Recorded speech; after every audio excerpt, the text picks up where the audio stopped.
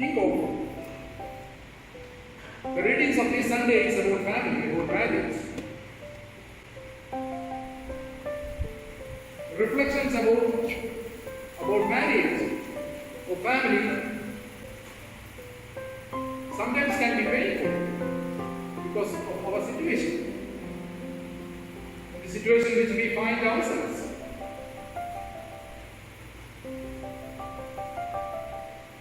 So these reflections are not a reflection to be sad. No.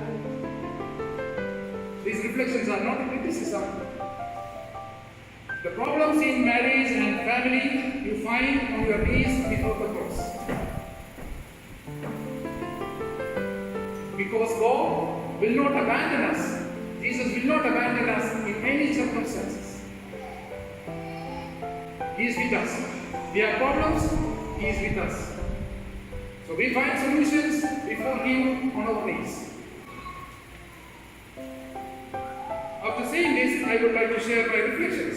The first reflection is marriage and family is a divine institution. A divine institution came out of the necessity of human nature. Because man and woman, we are created in the image and likeness of God. And what is the nature of God? Nature of God is Trinity, communion. So that is why marriage and family is a necessity, because in marriage, in family, we find a realization of our nature as communion. It's Trinity. The husband and wife, parents and children in the family, they are a reflection of the love of God. Because we are created in the image and likeness of God. So, family and marriage comes as a result of our creation in the image and likeness of God, which is Trinity. And that is why in communion, in love, we find ourselves happy. And since it's a reflection of God's love, it has two conditions.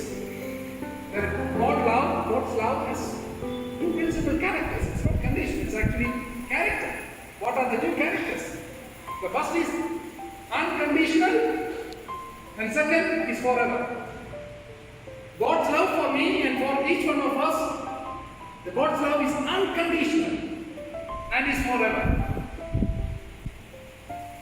And since in family, in marriage, we are trying to imitate, we are trying to reflect this love of God, the marriage becomes forever. The love becomes forever and unconditional. So, in family, in marriage, what happens is that we are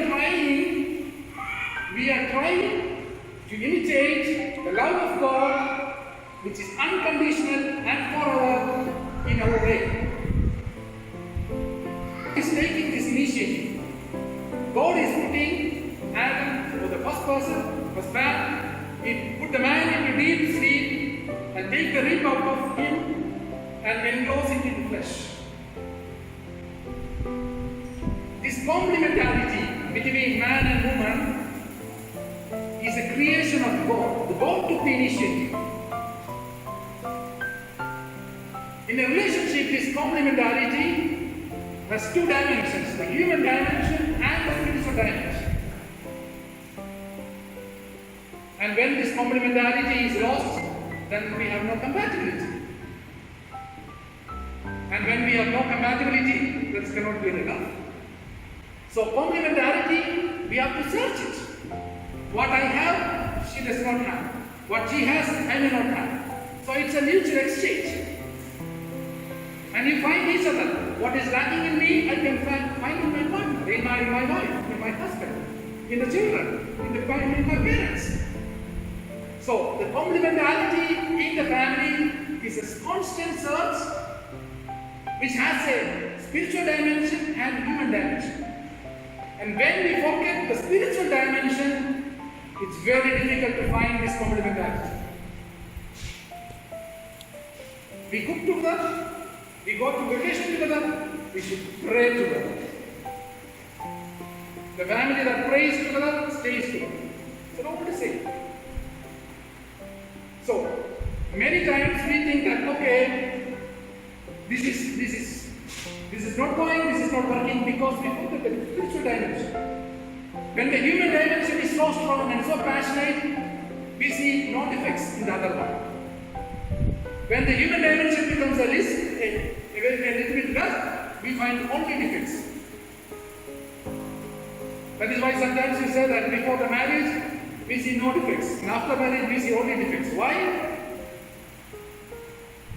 The spiritual dimension is lacking. Because this family and marriage is not only a human institution, but it's a divine institution. The spiritual dimension of the complementarity between man and woman, or the parents and the children in the family has to be maintained in prayer. That's the second reflection. And my third reflection, there are challenges. We read in the gospel the challenge of the parents. The parents were bringing the children to Jesus, and the disciples themselves were stopping them. The disciples were sending them away. The disciples turned them away. And Jesus intervenes. The challenges in our life, in our relationship, Jesus is ready to intervene. In the first paragraph of the reading, you can see that Moses makes a solution. It's a human solution. You give the writ and you dismiss, and it's over. That's only human solution. But God can make a change. God intervenes and changes the things. He changes the things. He can. Provided that you are ready for it. In the first reading you see Adam is completely asleep. That means a situation in which you are completely resigned to the grace of God. You don't resist. You let God work on you. And that is what Jesus is saying. Moses said this because you are unteachable. You are so obstinate. You are adamant. If you are ready for change, God is ready to work on you. The grace is ready to work on you. And the challenges becomes opportunities for perfection of your love. That is what in the letter to the Hebrews you see. God for whom everything exists, through whom everything exists, should make perfect through suffering. Make perfect through suffering. So challenges, sufferings, difficult situations in our life becomes opportunities to perfect your love in the cross. So our challenges can be opportunities to unite ourselves in the cross in Christ. So my dear brothers and sisters, reflection. Marriage and family is an institution created by the plan of God to realize our nature of communion. Because we are created in the likeness and image of God, this Trinity. And second, the complementarity between man and woman in the family and parents and children in the family is an initiative of God. It has both the spiritual dimension and the human dimension. And the third point, the challenges, difficulties in this life are opportunities to make perfect our love.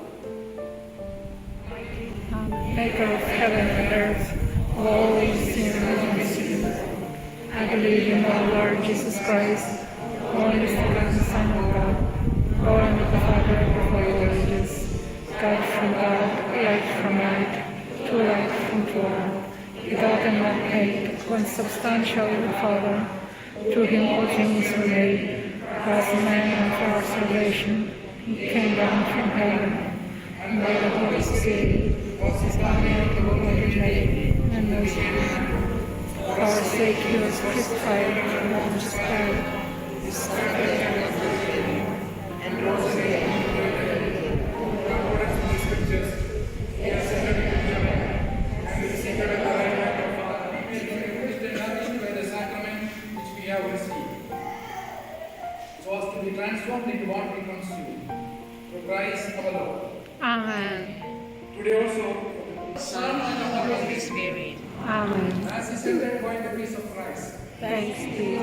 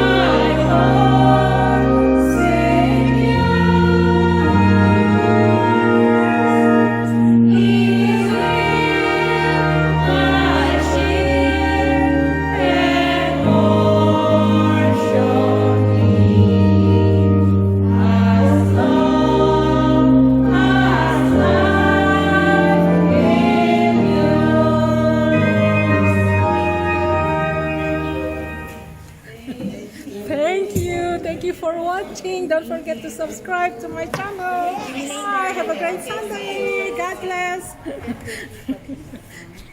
Again. Okay, don't forget to subscribe to my channel if you have not subscribed yet. Have a great Sunday. God bless everybody.